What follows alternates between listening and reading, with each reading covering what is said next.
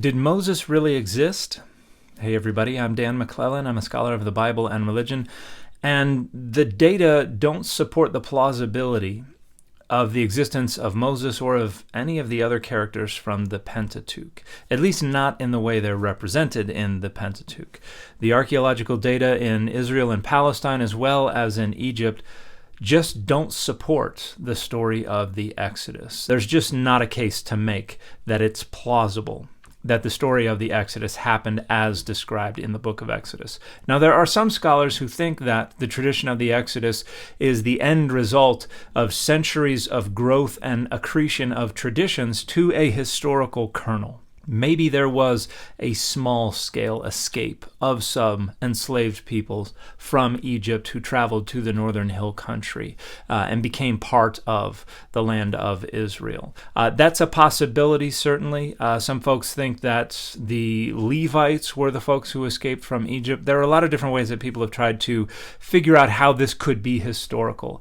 But right now, the academic consensus is that the historicity of the story of the Exodus is not a plausibility based on the available data. Now, one other argument that should be noted is that some folks think that the name Moses could be supportive of the historicity of some figure named Moses, even if they didn't do the overwhelming majority of what is described in the Exodus tradition, because the name Moses sounds like it could be based on a part of ancient Egyptian names, which would mean born of or son of. So the names Ramses and Tutmosis and names like that could be related to the name Moses, but we would expect there to be a theophoric element, a deity's name attached to it, because son of is incomplete. And so the argument goes that Moses' original Egyptian name had the name of an Egyptian god, but because of embarrassment, that was dropped off, leaving just Moses, an incomplete Egyptian name that sounds just fine in Hebrew, particularly if you tell a story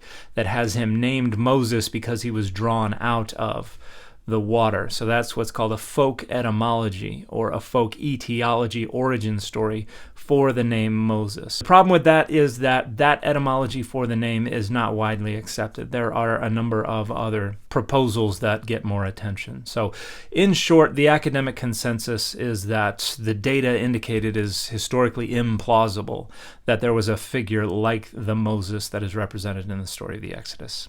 And the fit for this video has been my own data over dogma T.